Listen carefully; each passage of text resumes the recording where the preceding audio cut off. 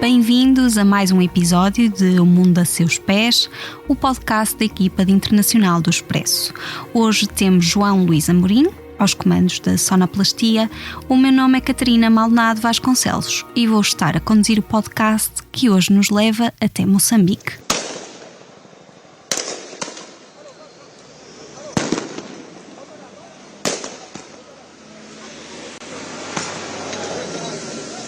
As ruas estão transformadas num cenário de guerra, com a polícia a disparar contra manifestantes que contestam os resultados eleitorais de 9 de outubro.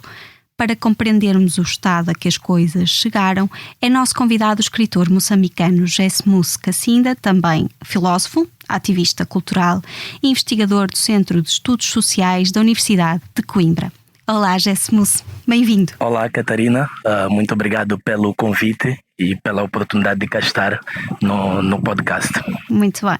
A ida às urnas saldou-se, pelo menos oficialmente, numa vitória significativa para a Frelimo e para o seu candidato presidencial Daniel Chapo, que terá obtido 70,67% dos votos.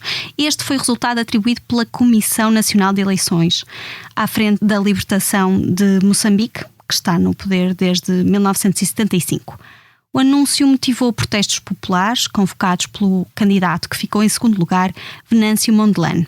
O dia da libertação de Moçambique, que, digamos, seria o dia que ia, na verdade, encerrar a terceira etapa das manifestações que nós já nos propusemos a fazer para a reposição da verdade eleitoral, para acabar com os raptos, os sequestros, para acabar com o assassinato do povo moçambicano e também, sobretudo, para salvar o nosso país, para salvar a nossa democracia, para acabar com a ditadura que está imposta em Moçambique.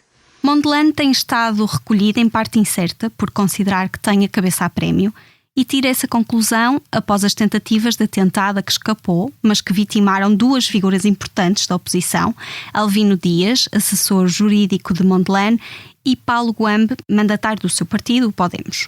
Moçambique tem estado em convulsão desde então. Mesmo à distância, o candidato opositor anunciou nas últimas horas o início da quarta fase das manifestações e prometeu medidas mais dolorosas. O que temos em Moçambique é a força das ruas e uma paralisação de alguns setores da economia. Muitas pessoas com medo, outras a dizer basta à Frelimo e ao estado a que as coisas chegaram. Caro ouvinte, daqui, posto emissor do Movimento da Música em Portugal. Eu sou Miguel Cadeiro, diretor do Blitz, isto é um takeover. É isso mesmo, o podcast Posto Emissor tomou conta deste podcast que agora estava a ouvir. E temos um convite muito sério para lhe fazer. É para uma festa, diria mesmo uma grande festa. Vai ser no dia 12 de dezembro, na Mel Arena, e os bilhetes já estão à venda.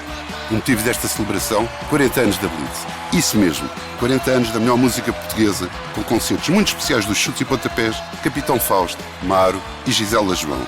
O que vai poder ver, ouvir e sentir ao vivo é algo que promete ficar para a história, para a da Blitz e para a sua. Contamos consigo?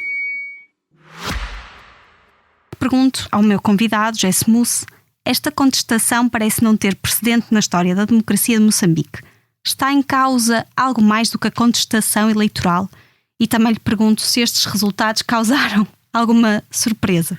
Certo, sim, esta contestação não é uma contestação apenas ligada aos resultados eleitorais. Os resultados eleitorais são aqui apenas vamos lá dizer, um combustível, não é? Para fazer pegar uma fogueira que tinha todas as condições para poder espalhar a sua brasa.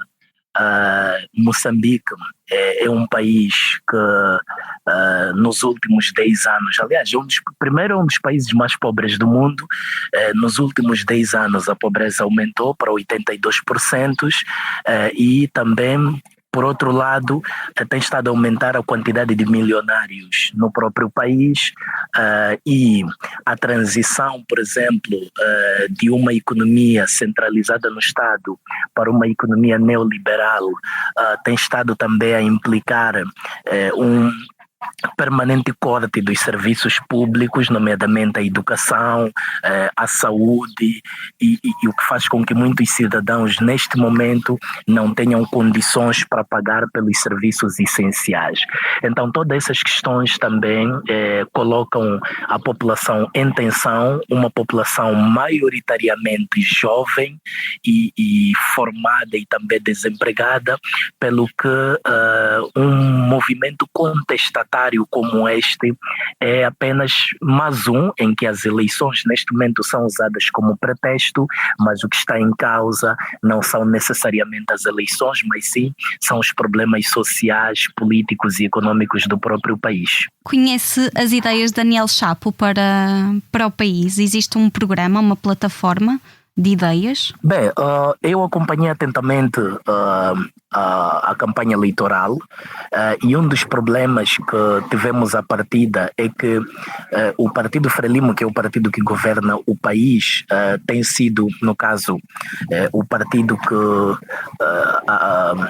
é o partido em que os cidadãos mais esperam, né? É o partido sobre o qual pesam mais responsabilidades no próprio país.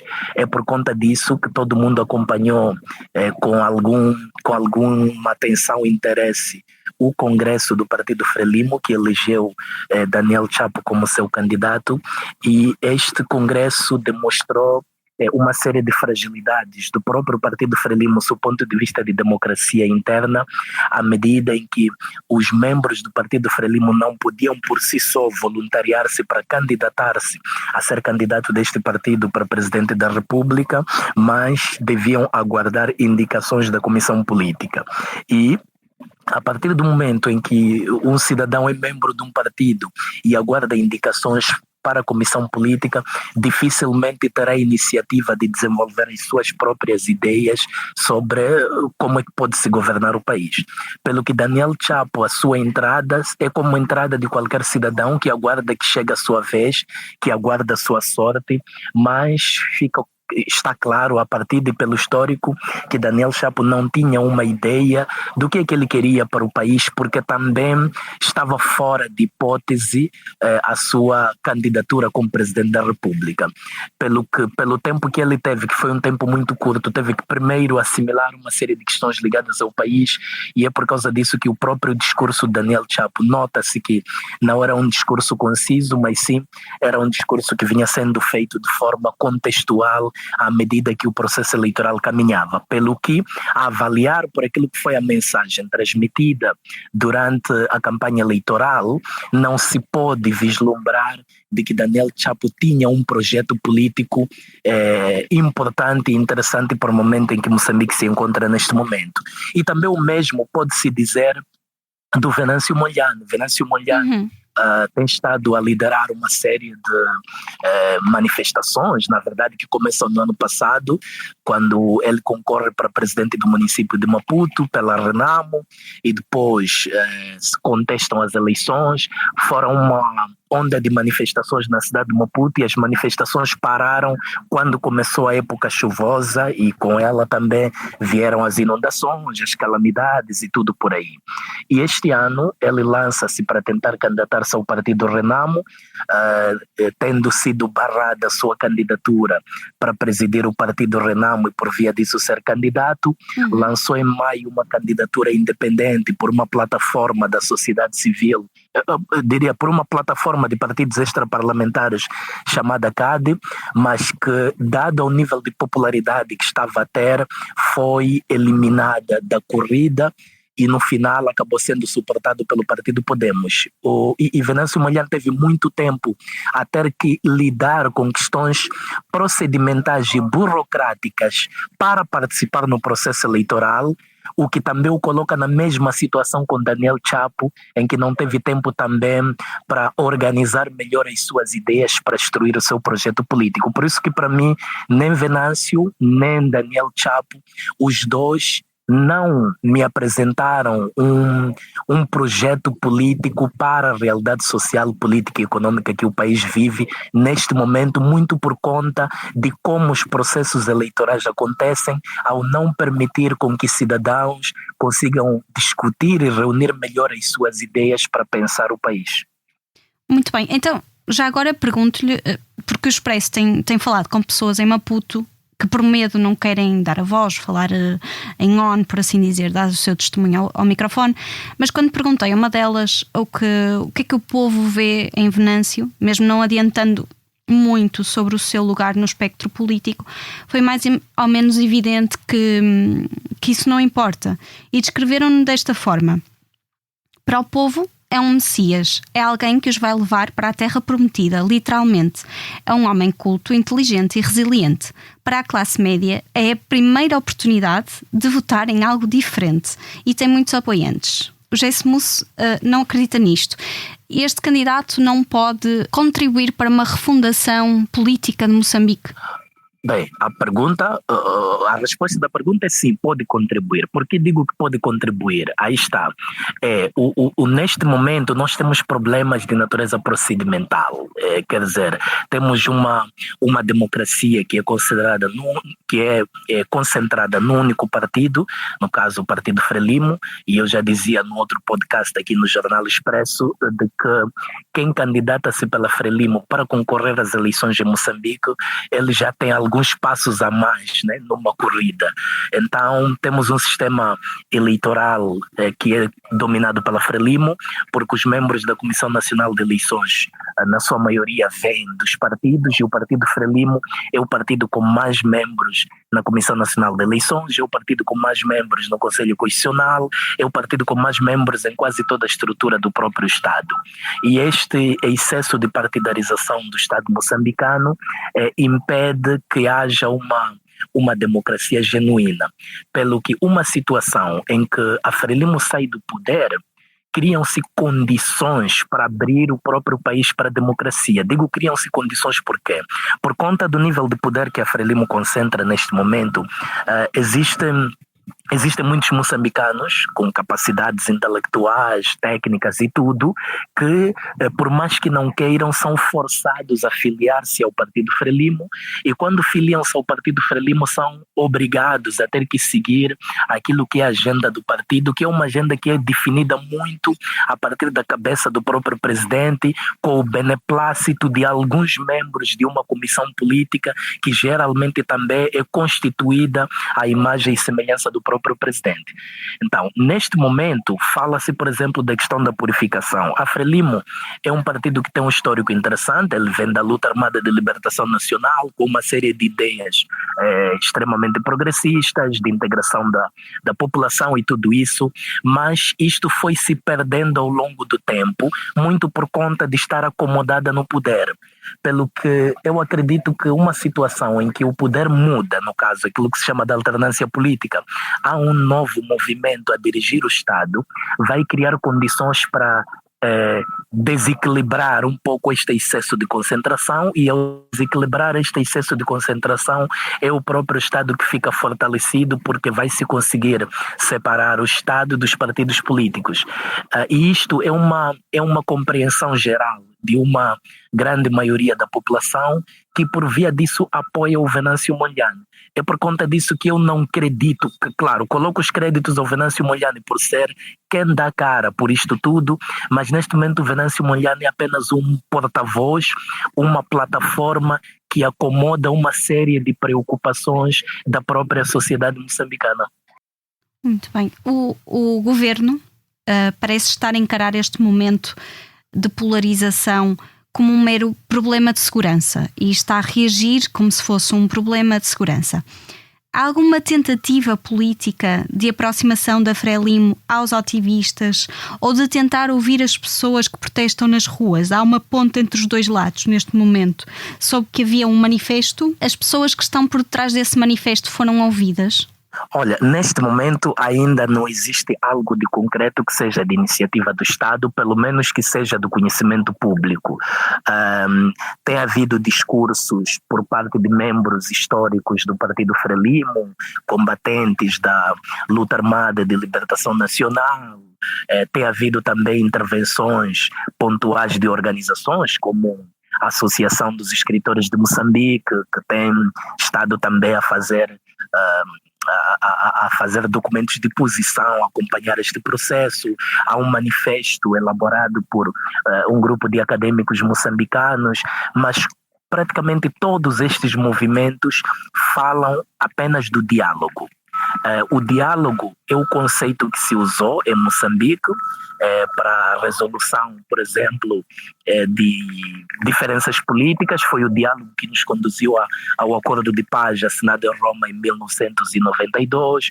Foi o diálogo que conteve a situação político-militar no centro de Moçambique, com os ataques que começam principalmente depois das eleições de 2014, pelo que o diálogo está lá e é uma prática comum. Mas neste momento concordo com todo este movimento, sim, da necessidade de diálogo, mas acima de tudo sinto que há necessidade de atacarmos o problema propriamente dito.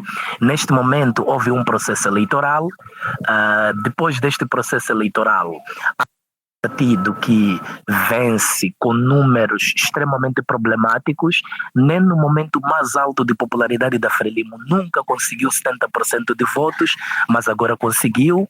Há um outro partido e o seu candidato, no caso o Podemos e o Venâncio Mondlane, que reclamam vitória e apresentam documentos que provam a sua vitória.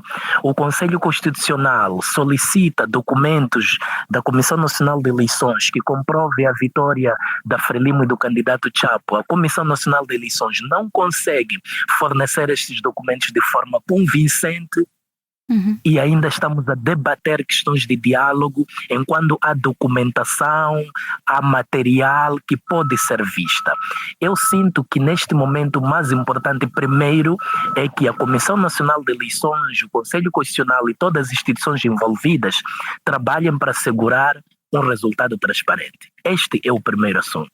Se não conseguem apresentar um resultado eleitoral transparente, ao menos que tenham a coragem de dizer para a sociedade que não tiveram capacidade de assegurar um processo transparente. Só depois daí é que se pode avançar para um projeto de diálogo em que nós já temos consciência de onde está o problema, porque não vejo que seja credível uma situação de diálogo enquanto os meios para promover transparência ainda não foram esgotados. Então é um pouco esta situação em que nos encontramos. E eu compreendo, claro, o diálogo é um conceito filosoficamente interessante, né? Tá ligado à moral, tá ligado à religião, tá ligado à ética, né? Diálogo, precisamos de dialogar, desarmar as mentes e tudo isso, mas neste momento em Moçambique nós temos uma situação de as instituições primeiro demonstrarem que têm capacidade de ser transparentes num processo, ou apresentando os verdadeiros números das eleições, os verdadeiros resultados, porque estes não são os verdadeiros resultados, ou então comunicando-se abertamente com o público, demonstrando que tiveram dificuldades de ter verdadeiros números e propor o diálogo como solução, mas para um problema que já foi assumido. Porque neste momento o que está a acontecer é o problema não é assumido, mas entretanto quer-se dialogar. Eu pessoalmente não consigo compreender como é que nós vamos dialogar para resolver um problema que nós mesmos ainda não assumimos. Compreendo. E a própria Frelimo foi tímida a expressar a sua vitória. Daniel Chapo, que poderia falar, também não fala e poderia falar na qualidade de secretário-geral interino da Frelimo. Ao mesmo tempo temos relatos de cortes de internet que nos chegam também ao Expresso, e eu pergunto-lhe se isto não são sinais preocupantes sobre quais terão sido os resultados da Frelimo, e também lhe pergunto, por outro lado, se estamos a viver um clima pré-revolucionário. Bem, interessante. Este conceito de revolução tem sido usado por Venâncio Mondlane, mas também não só pelo Podemos, mas acima de tudo por uma franja de apoiantes, porque conforme eu disse, que Venâncio Mondlane, aliás, pelo seu histórico, ele não é um candidato que venha de um partido específico, mas é um candidato independente que encontra um partido e faz dele sua plataforma para poder se candidatar. Pelo que o grupo que apoia Venâncio Mondlane tem que ser visto para além do grupo ligado ao Partido Podemos. E principalmente os jovens que vivem nos bairros suburbanos das cidades, e acima de tudo os jovens desempregados, os jovens mais pobres, os jovens que não têm acesso aos recursos do Estado, conforme eu disse que o país é muito bom em produzir milionários, mas ao mesmo tempo é muito bom em produzir pobres. Então, este grupo de pobres, esta comunidade de pobres que vai sendo produzida é que aparece e usa muito o conceito de revolução. Usa o conceito de revolução porque é um conceito histórico, estudaram história e viram que em vários contextos houve um conceito de revolução. Neste momento, não acho que seja um momento oportuno para se falar de revolução em Moçambique por vários motivos. Primeiro, Venâncio Mondlane ontem deu uma entrevista a um canal aqui em Portugal em que deixou claro que está fora de questão um movimento armado. Este é um ponto. Sim, a CNN. Exatamente. A partir do momento que ele deixa claro que está fora de questão um movimento armado, significa que está a haver cada vez mais clareza de que Venâncio Mondlane pretende usar os meios civis para contestar não só este processo eleitoral, mas pretende usar os meios civis para lutar por aquilo que são os seus ideais e por aquilo que ele acredita ser importante para Moçambique. Quais serão as medidas dolorosas a que ele se refere? Bem, as medidas dolorosas já estão a ser verificadas. Primeiro, houve paralisação da atividade econômica. Eu posso dizer que nos últimos 15 dias, eu estive em Moçambique boa parte destes dias, o país literalmente parou, sem possibilidade de se fazer transações. A principal fronteira, digamos, fronteira terrestre que mais movimenta a economia, que é a fronteira de Ressano Garcia, que liga Moçambique à África do Sul, que é o país mais industrializado na região da África Austral, está fechada e este encerramento, ou ficou fechada, e este encerramento contribuiu para que o país tivesse vários problemas de natureza econômica. A Confederação das Associações Econômicas já reportou uma série de perdas, então tudo isso está a ser visível, está a ser verificável. E para piorar a situação, o Estado, numa tentativa de conter as manifestações por conta desta sua abordagem, de considerar tudo isto num problema de segurança, corta a internet e por via disso também há uma série de transações digitais e eletrônicas que estão paralisadas. O que quer dizer que Moçambique neste momento está literalmente parado durante um mês, e se prevalecer este movimento desta forma civil, o país vai continuar a se prejudicar, e eu acho que é a partir daí onde eles notam. A outra questão que eu também leio é uma reflexão que eu acredito ter sido feita pelo próprio Venâncio Mondlane, em que boa parte dos dirigentes políticos do Partido Frelimo controlam os principais negócios do país, pelo que uma paralisação da economia afeta diretamente a estes dirigentes do Partido Frelimo que controlam quase a maior parte destes negócios do país, pelo que os resultados estão aí, são visíveis, a economia está a ficar afetada, a população está a sofrer, então tem que haver, obviamente, alguma vontade, principalmente por parte do Estado que tem responsabilidade, porque eu sinto, a avaliar por esta entrevista de ontem da CNN, eu sinto também que o próprio Venâncio vai refreando um pouco os métodos que usava, porque no princípio era uma paralisação total e era um discurso totalmente incendiário e muito radical, mas nesta entrevista que deu à CNN percebi uma espécie de um amainar da pressão, mas ao mesmo tempo deixando claro que aguarda também que o Estado demonstre isto, ou seja, nós precisamos de sentir que o Estado está a amainar e o Venâncio está a mainar a situação. Há uma preocupação do Estado em colocar as instituições a funcionarem para garantir maior transparência, e só assim é que pode-se criar um equilíbrio para que este conflito pós-eleitoral chegue a um bom termo e Moçambique volte a funcionar como país, porque neste momento está parado. Podem adotar uma estratégia semelhante à do Senegal, como referiu há uns dias? Sim. Em que voltam às ruas, mas depois retornam às atividades normais?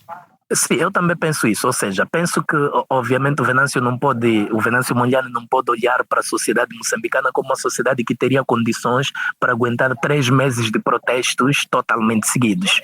Pelo que os protestos devem continuar, sim, mas deve haver alguma estratégia por parte do candidato. Eu acho que o exemplo do Senegal pode ser lido nesse sentido, porque o país não parou na totalidade, mas os protestos não pararam, né, que foi aquilo que foi o trabalho da oposição que venceu as eleições.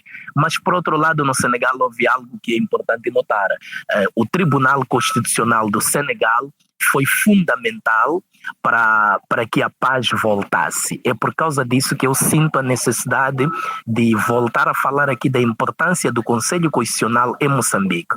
E se neste momento a situação prevalecer, o grande culpado neste momento, claro, foi a Comissão Nacional de Eleições, mas o grande culpado será o Conselho Constitucional, que terá pensado numa ideia de justiça que é extremamente procedimentalista, mas ao mesmo tempo que olha pouco para a paz, para a concórdia, para a estabilidade e para a funcionalidade das instituições. Para já, os testemunhos que temos são de que a presença militar nas ruas até tem ajudado, em alguns casos, porque os militares acabam por sim surgir contra unidades de intervenção rápida que disparam a matar, mas haver militares nas ruas em Moçambique pode alterar a configuração de um futuro golpe. A haver um golpe? Bem, conforme eu disse, neste momento em Moçambique não há condições para um golpe de Estado, assim como não há condições para uma guerra civil. O Podemos não é um partido armado, não é como era a Renamo, não é um partido que venha dos movimentos armados. O Venâncio Mondlane não é um líder que venha dos movimentos armados. Venâncio Mondlane é um líder feito no espaço urbano, que é resultado dos debates nos programas de rádio e televisão e dos debates no espaço público da capital. Pelo que, quando eu faço uma leitura, uma revisão de literatura, o modelo de contestação que o Venâncio segue é um pouco o modelo de contestação que foi feito ou seguido na história da África do Sul, que foi basicamente um movimento de luta pelos direitos civis. Por isso, neste momento, a minha leitura é que não há condições tanto para uma guerra civil, tanto para um golpe de Estado. Mas o movimento civil, este vai continuar, e a instabilidade ela é visível principalmente na componente econômica. E isso está a ser notável, e eu acredito que é por aí onde eles continuarão, no caso onde o Venâncio Mondlane e o seu grupo de apoio continuará, mas não vejo possibilidade de uma guerra civil, pelo que esta é uma questão que pode ser afastada, assim como o golpe. Na verdade, quem mais fala de golpe de Estado é o próprio Estado, nomeadamente, é o próprio governo. O governo fala de golpe de Estado desde os protestos, desde a situação do funeral do rapper Zagaia no ano passado, em que deteve cidadãos que estavam a marchar nas ruas de Maputo acompanhando o cortejo fúnebre do artista, deteve este grupo de jovens e acusou-os de golpe de Estado.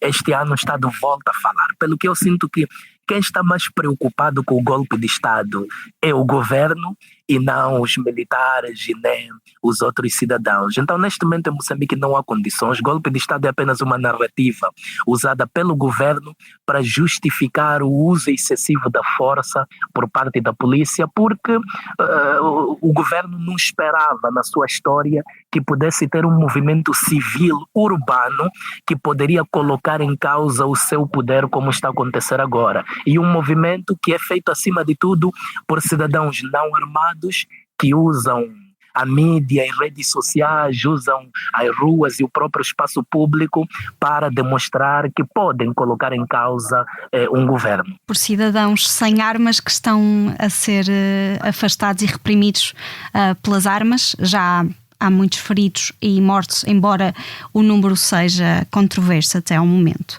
Chegamos ao fim do nosso tempo, mas não podemos ir embora sem fazermos a pergunta que é a imagem de marca deste podcast. Gessmus, se não tivesse qualquer restrição de tempo e dinheiro ou compromissos laborais, para onde quereria viajar neste momento?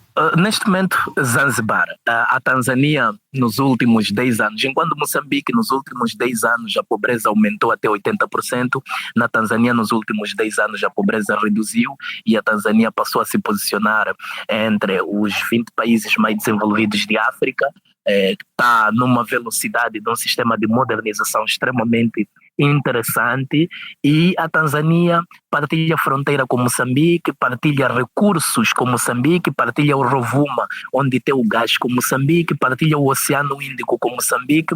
Então eu proponho uma viagem à Tanzânia para verificar como é que um país que tem as mesmas condições que o nosso país conseguiu nos últimos 10 anos mostrar-nos que pode ser melhor, enquanto nos últimos 10 anos, para o nosso caso, conseguimos nos mostrar a nós mesmos e ao mundo que podemos ser piores. Então a viagem seria para a Tanzânia, especificamente para Zanzibar, para explorar as suas praias. Muito obrigada pela reflexão e agradeço também ao meu convidado pelo tempo e pela explicação que nos forneceu. Obrigada ao João Luís Amorim pelos cuidados técnicos e a si também, que nos ouve todas as semanas. Siga o Mundo a Seus Pés na sua plataforma preferida de podcast e assim será sempre avisado logo que haja um novo episódio. Obrigada e até breve.